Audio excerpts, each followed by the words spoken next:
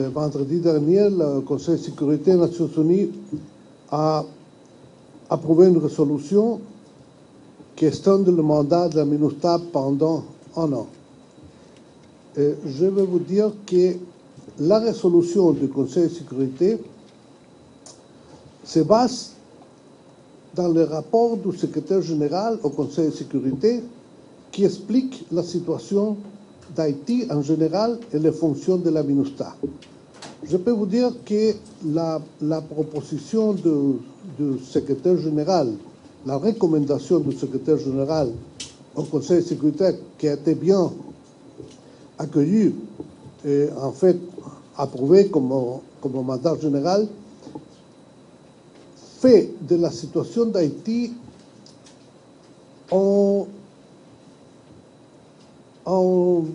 comment dirais, on parle de la situation d'Haïti disant qu'on a avancé beaucoup dans la stabilisation de l'état de droit, dans la stabilisation de les institutions, dans la réduction de la violence, et ça permet proposer une diminution des troupes, les policiers et les fonctions civiles en Haïti. Le Conseil de sécurité a accepté ces doctrines et a proposé que les troupes soient réduites à 6021, à 6270 soldats et à 2600 policiers. L'extension d'un an de la MINUSTAH, c'est une question régulière au Conseil de sécurité. Il s'agit toujours d'extension d'un an. Dans le rapport du secrétaire général qui a été approuvé par le Conseil de sécurité, on a dit que si les conditions continuent stables, comme jusqu'à aujourd'hui, on essayera de finir la fonction de la MINUSTAH dans son délai de 3 à 4 ans pour la transformer dans son mission politique, peut-être, dépendant des circonstances. Et pour nous, il y a des fonctions très importantes pour achever le but de finir la mission de la MINUSTAH. La première, c'est le renforcement de la fonction de la PNH, parce que la PNH a dans ce moment-ci 10 000 officiers et on a besoin ici en Haïti, selon les calculations qu'on a fait ensemble avec le gouvernement, la police et les analystes des Nations Unies, qu'on devait arriver à 15 000 personnes.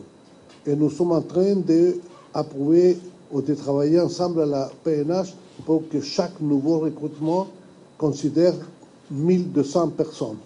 Et ça peut achever en 3 ou 4 ans.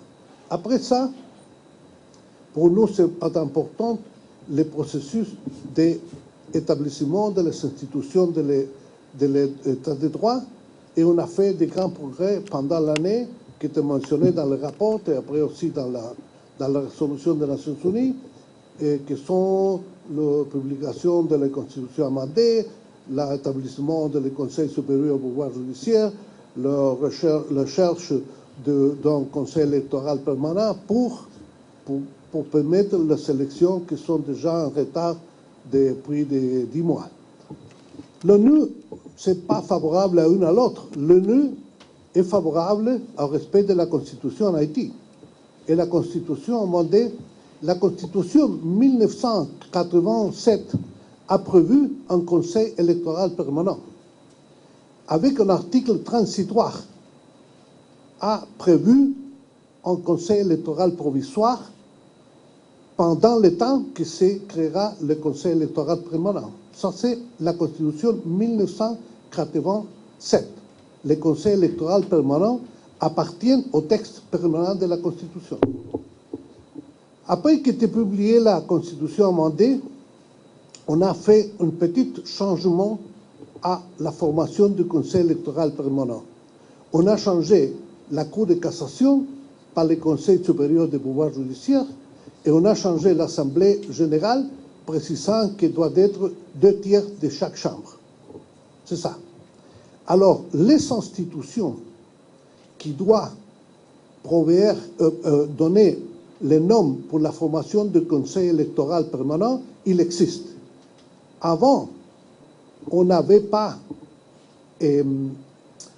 utilisé le Conseil électoral permanent parce qu'il y avait en difficulté à la Cour de cassation. Vous devez vous souvenir que la Cour de cassation n'avait pas de président, etc.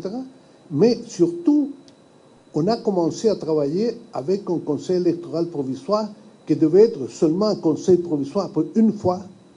On a travaillé pendant des années de façon hors de la Constitution, parce que les institutions qui devaient nommer les membres du Conseil électoral provisoire n'ont jamais existé.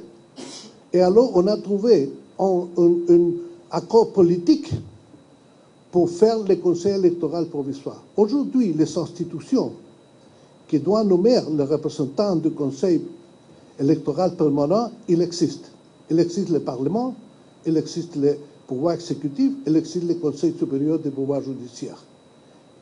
À mon avis, je parle très franchement, le Conseil supérieur du pouvoir judiciaire a commis une erreur dans le premier tour de nomination. Pourquoi? Parce que l'article 17.1 a prévu dans les services publics qui doit être 30% de femmes membres. Et le Conseil supérieur du pouvoir judiciaire l'ignorait. Alors, le Conseil supérieur du pouvoir judiciaire a redressé sa décision et il a nommé 3 personnes, parmi lesquelles une femme.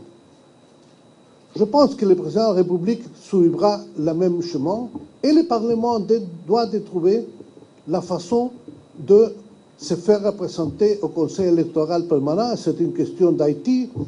Je ne veux pas me mêler dans une discussion sur les détails. Parce que la seule façon qu'on pourrait avoir un Conseil électoral provisoire dans le cadre de la Constitution serait que le Parlement n'existe pas. Mais le Parlement existe, le Sénat se réunit, le Sénat vote, le Sénat fait déclaration, les sénateurs ils sont payés chaque mois. Alors, ils doivent trouver la solution.